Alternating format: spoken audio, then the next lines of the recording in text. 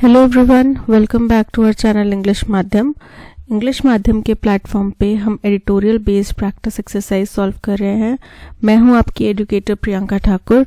Start करते हैं आज का session with thought of the day, that is success has no shortcut. Success का कोई भी शॉर्टकट नहीं होता। The only way to the top is hard work and persistence, यानी कि लगातार मेहनत करना, अथक मेहनत करना और मेहनत करना, यही दो तरीके हैं जिनसे आप टॉप पर पहुंच सकते हैं, जिससे आप सक्सेसफुल हो सकते हैं। ठीक है, इसी बात को ध्यान में रखते हुए स्टार्ट करते हैं आज का reading comprehension and practice exercise for SSC CGL 2024। Session start करने से पहले अगर मेरे एनर्जी लेवल में आपको थोड़ा कुछ कमी लगती है तो उसके लिए माफ़ी चाहूँगी। मेरी थोड़ी तबीयत ठीक नहीं है, इस वजह से एनर्जी शायद उस लेवल की नहीं हो पाए। ठीक है, काउंटर इंसर्जेंसी क्या होता है? इंसर्जेंसी क्या होता है? आतंकवाद या फिर टेररिज्म, जो भी देश की गतिविधियों को रोकने के लिए, सुचारू रूप से चलाने की गतिविधियों को रोकने वाले जो चीज़ें होती हैं उनको इंसर्जेंसी कहा जाता है, जिसमें आतंकवाद भी हो सकता है, उग्रवाद भी होता है। इन सब चीज़ों को इंसर्जेंसी कहा जाता है। तो काउंटर मतलब उसके विद्रोह में, उसके विपरीत में। तो काउंटर इंसर्जेंसी ऑपरेशंस जो होते हैं उनकी बात की जा रही है कि counter insurgency in Jammu and Kashmir must not target civilians indiscriminately, कि उसमें बिना देखे सोचे समझे, बिना जांच पड़ताल किए सिविलियंस को टारगेट नहीं करना चाहिए। कहाँ की बात हो रही है? जम्मू एंड कश्मीर की बात हो रही है, जो कि सबसे प्रमुख इलाका है आतंकवाद से ग्रसित। ठीक है, आर्टिकल 370 हटाया गया वहाँ पे। ठीक है, उसके बाद से वो फुल स्टेट का दर्जा वहाँ से चला गया। अभी वो यूनियन टेरिटरीज के रूप में ऑपरेट कर रहे हैं। तो वहाँ की बात करी जा रही है कि वहाँ पे आतंकवाद के विद्रोह में, आतंकवाद के अगेंस्ट में जो काउंटर इंसर्जेंसी ऑपरेशंस चलाए जा रहे हैं जम्मू एंड कश्मीर में, उसमें सिविलियंस को टारगेट नहीं किया जाना चाहिए। जांच पड़ताल कर ही कोई कार्रवाई करनी चाहिए जिससे कि सिविलियंस जो है उनको नुकसान ना हो।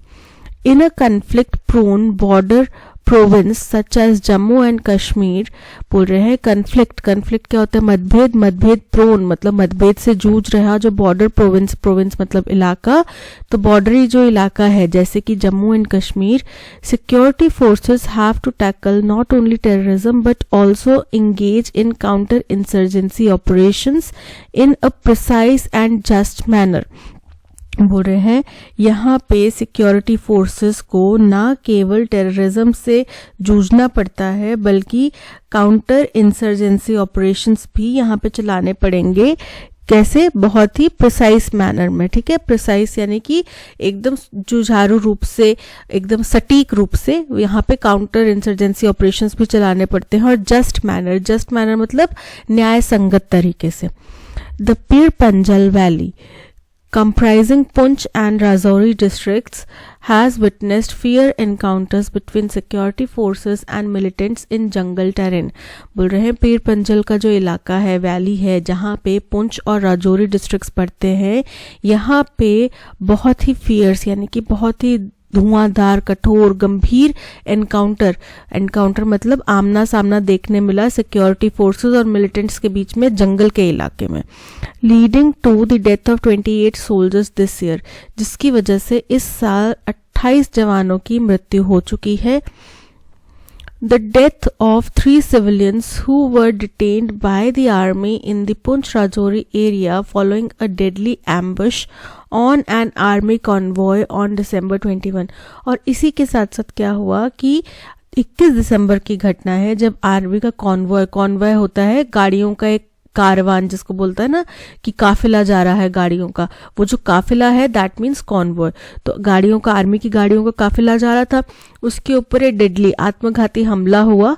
ठीक है, जिसके अंत कहाँ पे हुआ? पुंछ राजौरी इलाके में हुआ, जहाँ पे 3 सिविलियंस की डेथ हो गई जिनको की आर्मी द्वारा डिटेन किया था मतलब अपनी कस्टडी में लिया गया था। And the fact that 5 other civilians were badly injured due to alleged torture by security forces।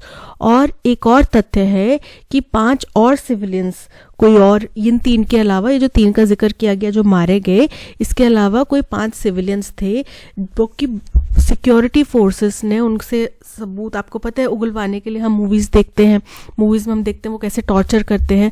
तो सिक्योरिटी फोर्सेस आरोप लगाया जा रहा है कि सिक्योरिटी फोर्सेस ने उनको एलिजेड मतलब कथित तौर पे, हमारे पास कोई पुख्ता सबूत नहीं, बट कहा जा रहा है कि सिक्योरिटी फोर्सेस ने उनको टॉर्चर करा, जिसकी वजह से वो जो 5 सिविलियंस है वो बैडली इंजर्ड है। Is a severe indictment of the counter insurgency tactics there. तो ये क्या करता है, ये बताता है कि कितना कठोर यहाँ पे काउंटर इंसर्जेंसी के लिए जो टैक्टिक्स यानी कि तरीके इख्तियार किए जा रहे हैं वो कितने कठोर हैं, कितने सिवियर हैं। ठीक है, उसका ये साफ उदाहरण है। सच हीनियस एक्शंस, हीनियस मतलब गंभीर, निंदनीय और बहुत ही घृणात्मक, ठीक है, डरावना, भयंकर, भयानक, है ना। तो ऐसा heinous action by security forces targeting civilians in response to militant attacks are clearly problematic on 2 counts. बोल रहे हैं कि इस तरीके के गंभीर एक्शन, इस तरीके के जो खतरनाक और गंदे घिनौने तरीके सिक्योरिटी फोर्सेस द्वारा सिविलियंस को टारगेट करके अगर अपनाए जाएंगे, वो भी मिलिटेंट अटैक्स का बदले के तौर पे, मिलिटेंट्स ने अटैक करा, उसके रिस्पॉन्स में उन्होंने सिविलियंस के ऊपर इस तरीके की कार्रवाई करी, तो ये साफ तौर पे बहुत ही प्रॉब्लमैटिक है, खराब है। और इसके मुख्य 2 कारण हैं, 2 जगहों पे खराब है। First, this increases the unpopularity of a regime that has not been democratically elected by in the union territory. बोल रहे सबसे पहली चीज तो कि जो सरकार यहाँ पे, अब आपको पता है घाटी में इलेक्शंस नहीं हुए हैं, यूटी बनी है, तो यूटी के वहां पे इलेक्शंस नहीं हुए हैं, वो केंद्र सरकार ही उसको शासन कर रही है, राइट। तो बोल रहे हैं कि इससे क्या होगा, लोगों के बीच में उनकी अनपॉपुलैरिटी यानी कि लोगों के बीच में और गुस्सा आएगा सरकार के प्रति कि देखो, एक तो आपको हमने चुना नहीं, आप हमारे सर पे चढ़ के बैठ गए, ऊपर से आप अपने जो फोर्सेस हैं उनको कंट्रोल में नहीं रख रहे, वो हमारे को परेशान कर रहे हैं। तो अब अगर यहाँ पे इलेक्शंस होते भी हैं तो हो सकता है कि वो जो, अगर जिस पार्टी का इस वक्त पे कंट्रोल है वो पार्टी जीत ही ना पाए, राइट, क्योंकि लोगों के बीच में उनके लिए धारणा गलत बन चुकी है। सो ये बोल रहे हैं कि 2 तरफा इसमें मार पड़ती है। पहला तो ये हो गया कि सबसे पहले वहां के लोगों में जो सरकार चुन के नहीं आई है, चुनी नहीं गई है, क्योंकि घाटी में प्रोविंशियल, इस इलाके में अभी तक इलेक्शंस ही नहीं हुए हैं, more than half a decade, क्योंकि आधे दशक से भी ज्यादा हो गया प्रोविंशियल इलेक्शंस नहीं हुए हैं। तो बोल रहे हैं कि यहाँ पे जो ये गैर चुनी हुई सरकार का राज है उसके प्रति लोगों में आक्रोश या अनपॉपुलैरिटी बढ़ जाएगी। This is a blow against counter insurgency, और ये जो काउंटर इंसर्जेंसी की हमारी कार्रवाई है उसके अगेंस्ट में एक बहुत बड़ा झटका है। In an area that has been relatively more peaceful in comparison to Kashmir valley, क्योंकि ये जो इलाका था ये एक ऐसा इलाका था जो कि पहले से बहुत शांत था। कश्मीर वैली के मुकाबले में ये इलाके में इतनी आतंकवाद की घटनाएं नहीं होती थी। In fact, the Pir Panjal region has been experiencing militancy in the last 2 years after relative calm for a decade and a half. बोल रहे हैं, बल्कि हालांकि बात यहाँ तक पहुंच गई है कि पिछले 1 दशक से भी ज्यादा समय से इस इलाके में मिलिटेंसी की घटनाएं नहीं हुई थी, पीर पंजल इलाके में, लेकिन पिछले 2 सालों में यहाँ पे मिलिटेंसी की घटनाएं, आतंकवाद की घटनाएं बहुत ज्यादा बढ़ चुकी हैं। Counter-insurgency operations of the kind that followed the ambush last week breed discontent among residents in a region which has not been supportive of militancy in near past. बोल रहे हैं तो काउंटर इंसर्जेंसी ऑपरेशन इस तरीके के, जैसे कि पिछले हफ्ते देखे गए जिसमें इस तरीके की घटनाएं हुई, तो ये क्या करेंगे, लोकल रेजिडेंट्स के बीच में, वहाँ के जो लोकल लोग हैं उनके अंदर में डिसकंटेंट यानी कि विद्रोह की भावना, असंतोष की भावना जागृत करेंगे, which has not been supportive of militancy. क्यों, और ये वो लोग होंगे जो इससे पहले मिलिटेंसी का सपोर्ट नहीं कर रहे, बट अब हो सकता है कि उनको लगे कि यार सही है, मिलिटेंट्स अगर फौज के ऊपर हमला कर रहे हैं तो सही है, क्योंकि ये लोग भी तो हमारे लोगों को मार रहे हैं। क्योंकि यहाँ पे फिर वो ना, आपके माइंड में ये चीज आ सकती है कि फौज तो हमारे हेल्प कर नहीं रही, ये जो फोर्सेस है तो हमारी हेल्प कर नहीं रही, उल्टा हम बेकसूर है फिर भी हमें सजा दिए जा रहे हैं, तो बेटर है कि हम मिलिटेंट्स का साथ दे लें। उनके दिमाग में ये चीज आ सकती है, लाजमी है, राइट। तो यहाँ पे ये सिनेरियो बन सकता है, पॉसिबिलिटी है। one of the aims of militants in the asymmetric warfare waged against Indian security forces is to provoke the forces into committing rights violation. बोल रहे हैं एक और militant actions का बढ़ाने का, ये जो asymmetric यानी कि symmetric क्या होता है कि दोनों तरफ बराबरी का, asymmetric मतलब जो गैर बराबरी का, एक तरफ ज़्यादा एक तरफ कम, तो इस तरीके के जो वारफेयर अपनाया जा रहा है इंडियन सिक्योरिटी फोर्सेस के अगेंस्ट, इसका एक उद्देश्य ये भी हो सकता है कि हमारी फोर्सेस को उकसाया जाए ताकि हम ह्यूमन राइट्स वायलेशन का या कुछ कोड ऑफ कंडक्ट का या कुछ लॉ एंड ऑर्डर का वहाँ पे हमसे कुछ चूक हो, हमारे फोर्सेस से कुछ चूक हो अगेंस्ट सिविलियंस के अगेंस्ट में, and to use grievances and indignation among them to increase their own support base, और जिसके बाद में जनता के अंदर जो आक्रोश होगा, जो दुर्भावना पैदा होगी, उसको अपने सपोर्ट बेस को बढ़ाने के लिए इस्तेमाल किया जाए. Such actions by security forces play into the hands of militants and their handlers across the borders.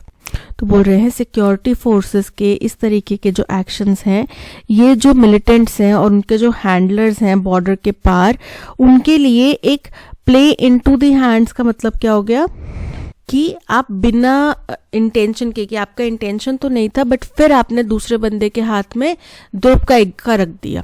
ठीक है, तो अब अगर हमारी सिक्योरिटी फोर्सेस ऐसे एक्शन करेंगी, इस तरीके की कार्रवाई करेंगी, तो जाहिर सी बात है जनता में आक्रोश होगा.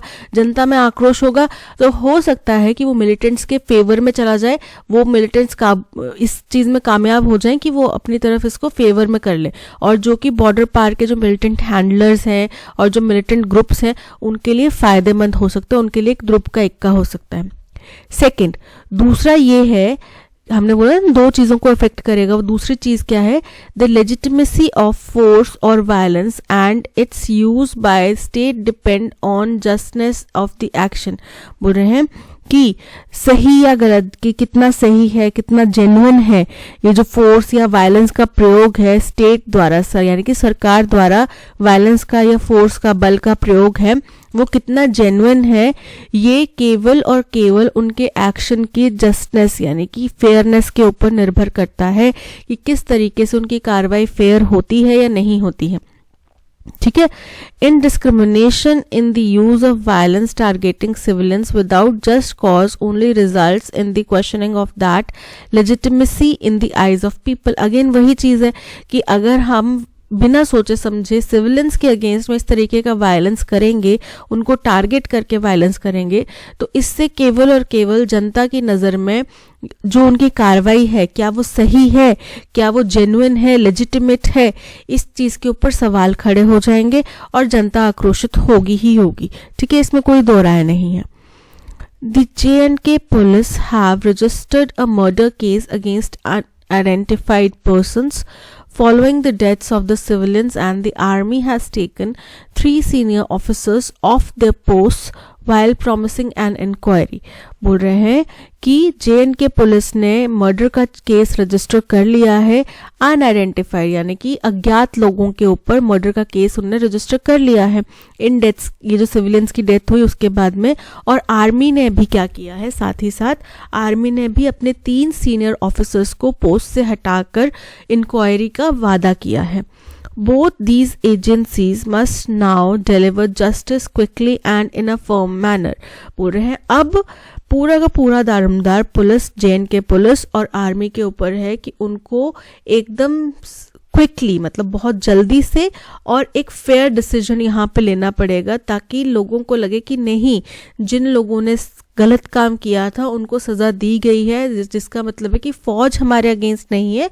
एक आधा बंदा तो हर संस्था में या फिर गलती हो गई होगी उनसे, बट वो हमारे अगेंस्ट में नहीं है, वो हमारे भले के लिए हमारे पास है. अगर पुलिस से कार्रवाई हुई है तो पुलिस हमारे भले के लिए है, हमारी दुश्मन नहीं है.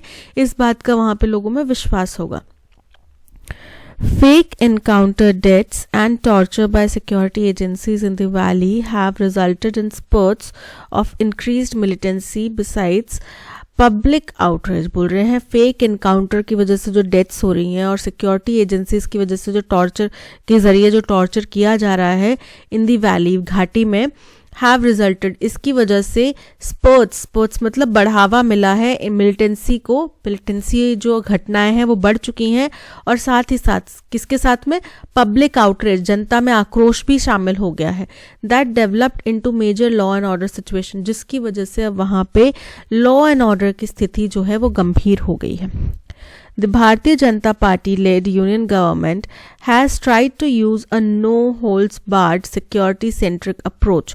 बोल रहे हैं भारतीय केंद्र शासित भारतीय जनता पार्टी की जो केंद्र सरकार है, उन्होंने कोशिश करी है कि आप पहले हम बोलते थे ना, हमने मूवीज में सुना होगा कि हमें एक एक गोली का हिसाब देना पड़ता है, पुलिस वाले और फौजी बोलते हैं कि हमें एक एक गोली का हिसाब देना पड़ता है। तो अब उन्होंने पुलिस और फौज के हाथ खोल दिए हैं कि आपको कोई नहीं पूछेगा, अगर आप देश हित में, देश की सुरक्षा के लिए कोई कार्रवाई कर रहे हैं तो आपके ऊपर कोई रोक टोक नहीं है, आप कार्रवाई कीजिए। ठीक है, ये उन्होंने वहाँ पे सिचुएशन कर दी है to tackle the problem of militancy and public anger in JNK। किस लिए की है, ताकि वो मिलिटेंसी यानी कि उग्रवाद आतंकवाद की घटनाओं से निपट सके और जनता में जो आक्रोश है उससे निपट सके। लेकिन ये कोई सोल्यूशन नहीं होगा ना। The repeated acts of rights violations and crimes in the name of counter insurgency are clear evidence that this approach is not working. तो वो वही कह रहे हैं कि राइटर ये कह रहे हैं कि जो वायलेंस, राइट्स के वायलेशन का इस तरीके की कार्रवाई जो उन्होंने फौज को और पुलिस को ये नो होल्ड्स बार वाला जो एक सिचुएशन दे दी है कि आप आज़ाद हैं हमारी तरफ से, आप देश की भलाई के लिए, देश की सुरक्षा के लिए जितनी मर्जी गोली चलाओ, ठीक है, तो उनको ये आज़ादी मिल गई। अब इस वजह से क्या हो रहा है कि राइट्स का वायलेशन हो रहा है, यानी कि उल्लंघन हो रहा है, कुछ नियमों का, अधिकारों का उल्लंघन हो रहा है, क्राइम्स बढ़ रहे हैं, काउंटर इंसर्जेंसी के नाम पे क्राइम्स हो रहे हैं। तो ये साफ तौर पे दर्शाता है कि सरकार की जो ये अप्रोच थी ना, नो होल्ड्स बार्ड वाली जो अप्रोच थी, वो काम नहीं कर रही। ठीक है, यानी कि सरकार को अपनी अप्रोच चेंज करने की यहाँ पे ज़रूरत है, ऐसा राइटर कह रहे हैं। तो ये था हमारा पैसेज। अब चलते हैं क्वेश्चन नंबर 1 की तरफ। क्वेश्चन नंबर 1 कह रहा है कि what is one of the primary reasons for the unpopularity of the current regime in Jammu and Kashmir as mention in the passage. की एक मुख्य कारण क्या है कि करंट सरकार के प्रति लोगों में आक्रोश है, गुस्सा है, लोग उसको पसंद नहीं कर रहे हैं। तो क्या है एक रीज़न, जो वहाँ पे लंबे समय से डेमोक्रेटिक इलेक्शंस नहीं हुए हैं, उसकी वही एक वजह है ना। The regime's failure to address economic issues in the region, कि इस इलाके में इकोनॉमिक यानी कि लोगों की आर्थिक तंगी जो है उसका निवारण नहीं हो पाया। तो ये तो इनकरेक्ट है। यहाँ पे तो हमने आर्थिक तंगी की तो कोई बात ही नहीं करी, हमारा पूरा फोकस तो अभी मिलिटेंसी के ऊपर है। सो इनकरेक्ट हो गया। The lack of democratic elections in the union territory of for over half a decade, कि इस इलाके में, इस यूनियन टेरिटरी में पिछले 1 दशक से भी ज्यादा समय से इलेक्शंस नहीं हुए हैं। So option B is correct. The regime's inability to control the spread of militancy, तो हमने बोला ना कि पिछले 1 दशक से तो शायद इस इलाके में मिलिटेंसी की घटनाएं बाकी इलाकों के कंपैरिजन में थी ही नहीं, इसको पीसफुल इलाका बोला जाता था। तो ये तो इनकरेक्ट हो गया। The absence of ineffective communication channels between the regime and the local population, कि जनता और सरकार के बीच में कोई माध्यम नहीं है कम्युनिकेट करने का, तो ये भी इनकरेक्ट है। According to the passage, what negative consequence arises from the use of indiscriminate violence by security forces against civilians in Jammu and Kashmir, की क्या प्रभाव होगा इस वायलेंस का, जो सिविलियंस के अगेंस्ट में वायलेंस हो रहा है उसका क्या प्रभाव होगा। So it leads to an immediate cessation of all militant activities in the region। तो ये तो गलत है ना, हमने बल्कि देखा कि इससे एक्टिविटीज, मिलिटेंट एक्टिविटीज और बढ़ जाएंगी, बढ़ रही हैं, तो ये इनकरेक्ट हो गया, रुकी नहीं है। It results in international intervention in the conflict, की अब बाहर के देश जो हैं वो इसके अंदर बीच में कूद पड़े हैं इस कन्फ्लिक्ट के अंदर में, ये इनकरेक्ट है। It contributes to increase support for militants among local population, option C is correct, कि इसकी वजह से लोकल पॉपुलेशन के आम जनता के मन में मिलिटेंट्स के प्रति और ज्यादा सपोर्ट पैदा हो जाएगा। So option C is correct. What is the tone of the line? The Pir Panjal region has been experiencing militancy in the last 2 years after relative calm for a decade and a half. बोल रहे हैं कि 1.5 दशक से भी ज्यादा समय से यहाँ पे शांति थी, लेकिन अब पिछले 2 साल से पीर पंजल के इलाकों में बहुत ज्यादा मिलिटेंसी घटनाएं बढ़ रही हैं. तो इससे क्या टोन समझ में आती है? तो ये क्या ऑप्टिमिस्टिक है? पहले कम थी और अब बढ़ गई, तो ये ऑप्टिमिस्टिक तो नहीं है ना. इंडिफरेंट भी नहीं है कि हमें क्या फर्क पड़ रहा है या कुछ नहीं हुआ है, कुछ फर्क नहीं पड़ा है, चेंज नहीं आया है. नहीं, कंसर्न्ड. ऑब्वियस सी बात है, वो बोल रहे हैं कि भाई ये बहुत सोचने वाली बात है कि पिछले 1 दशक से भी ज्यादा समय से तो यहाँ पे नहीं था आतंकवाद, लेकिन अब अचानक 2 साल के अंदर ऐसा क्या हो गया कि लोगों के अंदर आक्रोश और मिलिटेंसी दोनों चीजें बढ़ रहे हैं. So option C is correct, जिसके लिए उन्होंने कहा कि सरकार का जो ये टैक्टिक है वो उनको बदलने की जरूरत है. What is the main theme of the passage? The efficiency of counter-insurgency operations in J&K. कि J&K में counter-insurgency operations कितने प्रभावी रहे हैं. तो प्रभावी तो नहीं रहे ना, उसी का तो यहाँ पे कुछ गलतियां निकल कर आई हैं जो हमने यहाँ पे डिस्कस करें, तो ये इनकरेक्ट हो गया. The impact of militancy on economic development. हमने इकोनॉमिक डेवलपमेंट का कहीं पे भी जिक्र नहीं करा है, तो ऑप्शन बी भी इनकरेक्ट है. द एथिकल कंसिडरेशंस की सही गलत के जो नियम होते हैं उनको कंसिडर करा है हमने काउंटर इंसर्जेंसी ऑपरेशंस के जरिए पे. And consequences of counter insurgency operations in J&K, option C is correct. The political landscape of J&K and its effect on local governance. तो हमने उनकी पॉलिटिक्स की चर्चा नहीं करी कि J&K में भी पॉलिटिकली क्या माहौल है या पहले क्या रहा, ऐसी चीजें हमने यहाँ पे डिस्कस नहीं करी हैं. According to the passage, all of the following are true about the counter-insurgency operations in Jammu and Kashmir except that. बोल रहे हैं पैसेज के अनुसार इनमें जम्मू एंड कश्मीर में जो काउंटर इंसर्जेंसी ऑपरेशंस किए जा रहे हैं उनके बारे में सारी बातें सही हैं, एक बात को छोड़ के. The counter-insurgency tactics in Jammu and Kashmir have led to the deaths of both militants and security personals. इतना करेक्ट है कि दोनों की वहां पे मौतें हुई हैं. सिक्योरिटी लोग भी, मतलब हमारे फौज के जवान भी शहीद हुए हैं और सिविलियंस की भी जाने गई हैं. Highlighting the intensity of the conflict, ये बिल्कुल करेक्ट है. The security forces actions including the alleged torture of civilians have not faced any legal और एडमिनिस्ट्रेटिव कॉन्सिक्वेंसेस. तो ये गलत है.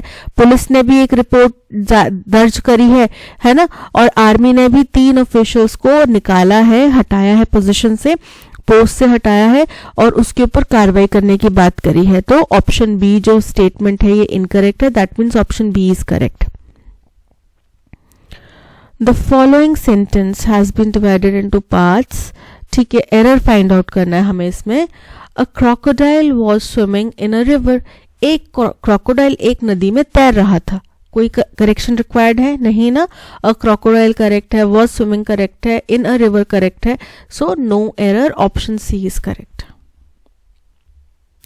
The performance of the musicians was rather worse than expected by the audience. आप 2 चीजों का comparison कर रहे हैं कि आपने जो अनुमान लगाया था उससे बुरी थी. ठीक है, वर्स्ट सुपरलेटिव डिग्री होती है ऑफ कंपैरिजन, सबसे खराब, मतलब सबसे टॉप पे. ठीक है, वर्स्ट थी, लेकिन यहाँ पे आप कंपेयर कर रहे हैं, जितनी एक्सपेक्ट करी थी उतनी खराब थी. ठीक है, उससे ज्यादा खराब थी. तो रादर वर्स, यानी कि यहाँ पे वर्स्ट नहीं आएगा, वर्स आएगा. क्या होगा? Rather worse than expected by the audience. Worst than expectation, worse was expected, worse than expected. Option C is correct. Every war in the history, हमें यहाँ पे वर्ड दिया है डैमेज. इसका हमें क्या करना है? सिनोनिम फाइंड आउट करना है इस स्टेटमेंट से.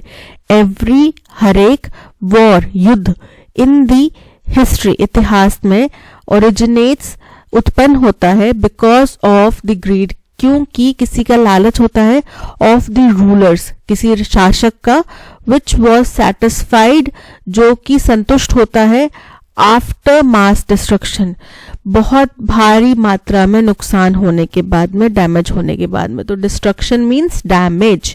तो सेटिस्फाइड मतलब संतुष्ट, destruction means damage, greed means लालच, ओरिजिनेट्स मीन उत्पन्न होना. So option b destruction is correct. Repercussion, repercussion का मतलब होता है जो परिणाम होते हैं ना, किसी चीज के कॉन्सिक्वेंसेस, परिणाम जो होते हैं उनको बोला जाता है नतीजा, ठीक है, प्रभाव, प्रतिक्रिया, रेपरकर्शन को बोला जाता है। तो इसका हमें सिनोनिम बताना है।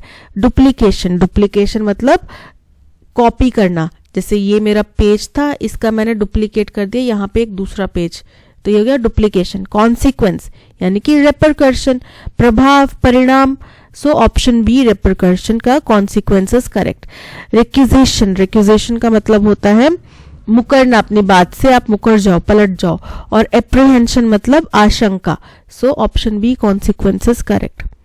It will be done by me, active voice में चेंज करना है तो मी क्या है हमारा, it will be done by me, me क्या है हमारा सब्जेक्ट है, सब्जेक्ट अब चेंज होगा मी से, क्या हो जाएगा आई, क्या बन जाएगा आई। और विल बी डन, काम करने की बात करें ना तो विल बी नहीं आएगा, आई विल डू, और इट हमारा ऑब्जेक्ट है, I will do it, I will do it, option A is correct. Let us adjourn the meeting here as it is lunch time now. Adjourn मतलब रोकना, अब हमें meeting स्थगित कर देनी चाहिए क्योंकि अब लंच टाइम हो चुका है। तो स्थगित की है मतलब अब इसके लंच टाइम के बाद में हम मिलेंगे, ठीक है।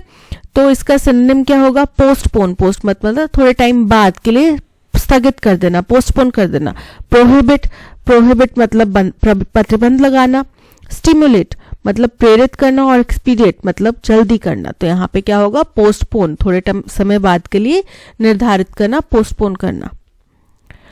As for the first historical fallacy, बोल रहे हैं कि पहली जो ऐतिहासिक हिस्टोरिकल फैलेसी, फैलेसी क्या होता है, कुछ मनगढ़ंत सी कहानी जिसको जो सच है या नहीं है पता नहीं है, ठीक है, ठीक है, कि आपका कोई एक गलत धारणा है, गलत बिलीव है, या मनगढ़ंत कोई कहानी है जिसके ऊपर लोग विश्वास करते हैं, ठीक है, उसको बोल देते हैं फैलेसी। तो कोई ऐतिहासिक फैलेसी की यहाँ पे बात की जा रही है जो कि पहली हो सकती है, फर्स्ट हिस्टोरिकल फैलेसी हो सकती है, उसके बारे में बात की जा रही है। Only some specialist can unravel its inscrutable mysteries, केवल कुछ ही स्पेशलिस्ट, खास तौर के लोग होते हैं जो इसकी अनस्क्रूटेबल यानी कि जो जांच अभी तक रहस्य सामने नहीं आया ना, जांच नहीं किया जा सका है, उस रहस्य को अनरावल कर सके यानी कि उजागर कर सके। That the past was so different, कि ये कि जो पास्ट है, हमारा इतिहास है, वो इतना अलग था फ्रॉम द प्रेजेंट दैट, तो ये तो समझ में आ गया, past was so different from the present. साथ में आएंगे बी के बाद में सी स्टेटमेंट आएगा, यहाँ पे बी के बाद में सी आ रहा है लेकिन बी फर्स्ट स्टेटमेंट नहीं हो सकता, तो ये इनकरेक्ट है। यहाँ पे सी पहले आ रहा है, बी बाद में आ रहा है, इनकरेक्ट है। बी के बाद में सी आ रहा है और बी के बाद में सी आ रहा है, यानी कि ऑप्शन सी और ऑप्शन डी जो है वैलिड है।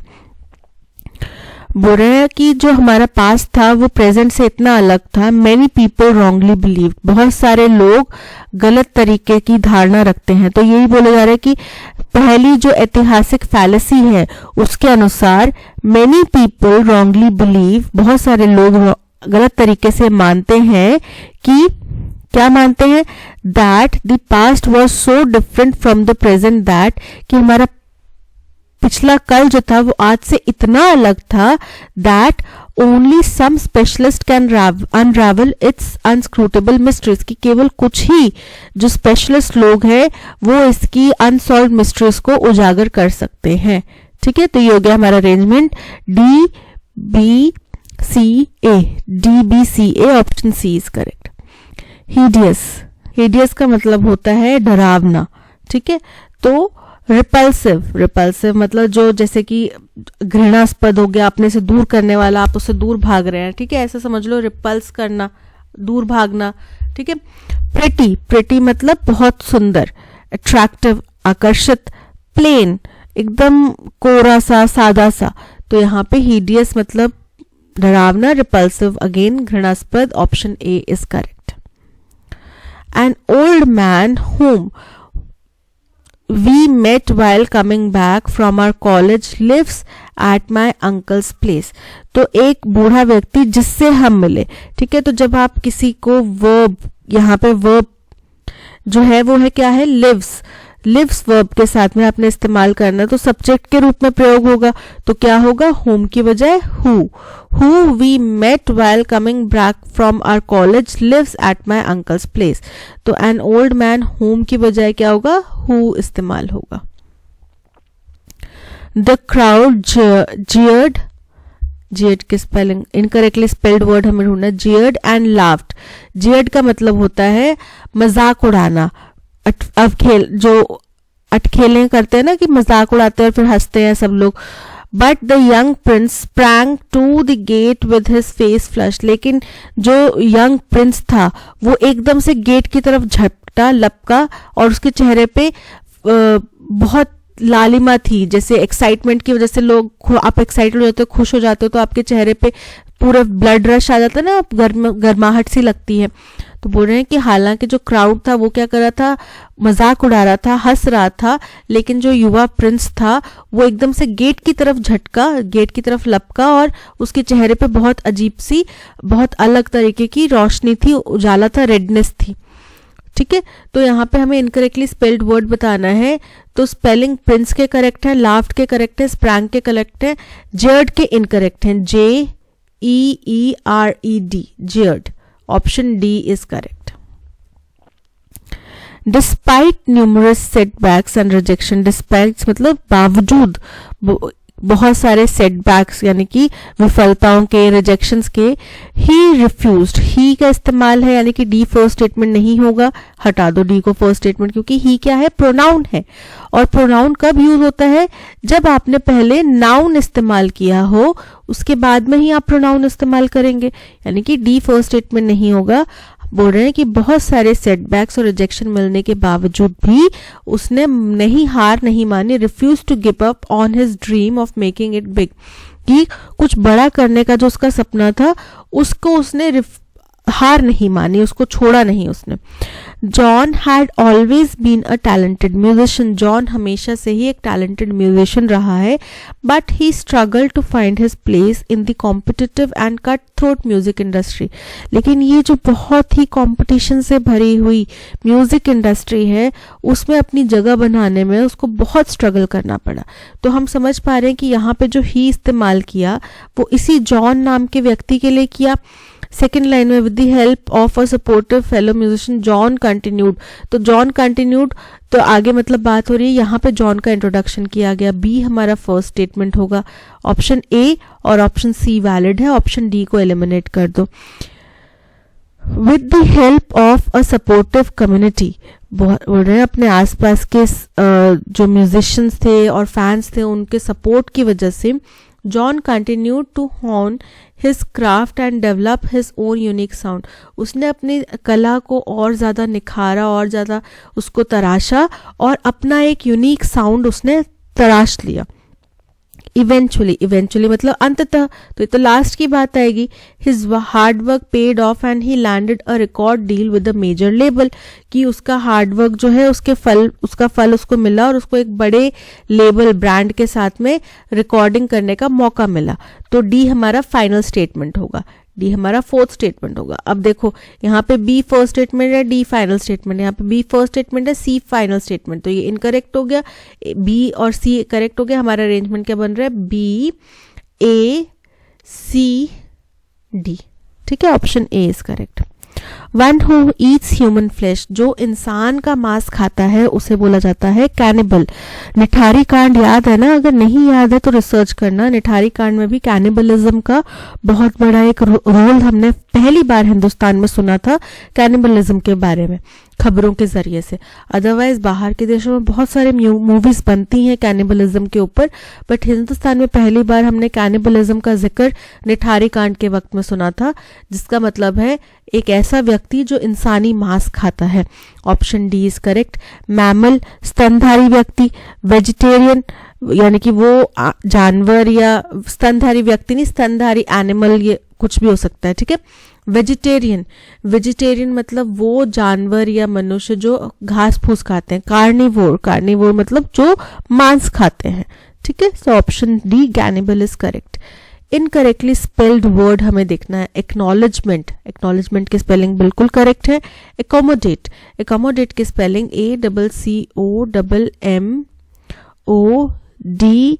ACCOMMODATE, यानी कि जो ठहरने की जगह, रहने की जगह होती है उसको बोलते हैं एड्रेस। एड्रेस मतलब निपटारा करना, एक्वायर कुछ हासिल करना। ऑप्शन बी एकोमोडेट की स्पेलिंग इनकरेक्ट है, इसलिए option B is correct. My friend works as a florist, florist होता है वो व्यक्ति जो फूलों को बेचता है, उनकी कटिंग वगैरह करता है, बुके बनाता है, उनको बोलते थे florist. At the shop down the street, नीचे गली के लास्ट पे एक शॉप है, वहां पे फ्लोरिस्ट का काम करता है। तो अंडरलाइन वर्ड का हमें मीनिंग बताना है। A person who sells and arranges cut flowers, option A is correct. A person who sells sweets, वो मिठाई वाला होता है। Someone who grows flower, gardener. Someone who works in a bank, clerk हो सकता है, कुछ भी हो सकता है, बैंकर हो सकता है। Option A a person who sells and arranges cut flowers is correct. My pencils have been stolen, मेरी पेंसिल चुरा ली गई। एक्टिव वॉइस में कन्वर्ट करना है तो somebody हैव स्टोलन की बजाय क्या आ जाएगा, somebody, क्योंकि कोई एक होगा, ठीक है, तो हैव नहीं आएगा, सिंगुलर नहीं है, सिंगुलर आएगा, हैव नहीं आएगा। स्टील्स लगातार नहीं चुराता है, किसी ने एक बार चुराई है। Has stolen my pencils, option C is correct. Harry Potter was first introduced in the novel Harry Potter and the Philosopher's Stone. बोल रहे हैं हैरी पॉटर पहली दफ़ा एक नॉवल के ज़रिए इंट्रोड्यूस किया गया था और उस नॉवल का नाम था Harry Potter and the philosopher's stone. As an orphan, एक अनाथ बच्चे के तौर पे इसको इंट्रोड्यूस किया गया था। Who is dash by his guardian aunt and uncle and their son, जिसको पाला जा रहा होगा शायद, या फिर वैसे तो हमें पता है कि उसके गार्डियन अंकल आंट और उनका बेटा उनसे गलत व्यवहार करता था, अच्छा व्यवहार नहीं करता था, है ना, टॉर्चर करते थे उसको। तो हु इज़ ह्यूमिलिएटेड हो सकता है, हु इज़ टॉर्चर्ड हो सकता है, कुछ भी यहाँ पे नेगेटिव कुछ पॉइंट हो सकता है, या फिर जिसको पाला गया उनके द्वारा, ये भी हो सकता है। On his 11th birthday Harry discovers that his parents were a which and a wizard, लेकिन अपने 11वें बर्थडे पे हैरी को पता चलता है कि उसके पेरेंट एक जादूगरनी और एक जादूगर थे। And that he A wizard himself has been invited to dash Hogwarts School of Witchcraft and Wizardry बोल रहे हैं, और वो खुद भी एक जादूगर है, इसलिए उसको Hogwarts school of witchcraft and wizardry को ज्वाइन करने के लिए, अटेंड करने के लिए बुलाया जा रहा है। He also learns that his parents had not dashed in a car accident, तो यहाँ पे मृत्यु की बात करी होगी, उसको ये भी पता चलता है अपने 11वें बर्थडे पे कि उसके पेरेंट्स की कार एक्सीडेंट में मृत्यु नहीं हुई थी। As his aunt and uncle had told him, जैसा कि उसके आंट और अंकल ने उसको बताया था, but that they instead had been murdered by an evil wizard named Voldemort, बल्कि उनको कत्ल किया गया था एक बुरे जादूगर वोल्डेमॉर्ट के द्वारा। Harry was the only one two have ever dash an attack by Voldemort, बोल रहे हैं कि हैरी केवल इकलौता व्यक्ति था जो कि वोल्डेमॉर्ट के अटैक से बच पाया था। By somehow dash the letters killing curse, जो कि किसी तरीके से वोल्डेमॉर्ट, लेटर्स मतलब जिसका बाद में जिक्र किया, बाद में किया गया वोल्डेमॉर्ट के मृत्यु के कर्स के, जो श्राप होता है ना कि उनके भविष्यवाणी हुई है कि इसको यही फलाना चीज मारेगी, तो उससे वो जुड़ जाता है। which left him with a lightning bolt shaped scar on his forehead, जिसकी वजह से उसके सर के ऊपर एक lightning bolt ऐसा होता है, इस तरीके का स्कार उसके सर पर आ जाता है। Harry Potter was first introduced in the novel Harry Potter and the Philosopher's Stone as an orphan who is dashed by his guardian aunt and uncle. Crushed मतलब उसको निचोड़ दिया जाता था, क्रश कर दिया जाता था। मिसट्रीटेड यानी कि दुर्व्यवहार किया जाता था। डिस्पिरिटेड मतलब उसको निराश किया जाता था। बाउड यानी कि झुकाया जाता था। तो यहाँ पे मिसट्रीटेड इज करेक्ट कि उनको मिसट्रीट किया जाता था उसके अंकल आंट और उनके बेटे द्वारा। On his 11th birthday, Harry discovers that his parents were a witch and a wizard, and that he, a wizard himself, has been invited to see Hogwarts School, escort Hogwarts School, accompany या attend. तो वहाँ पे attend करने के लिए बुलाया जा रहा था, so option D, attend is correct. He also learns that his parents had not dash in a car accident.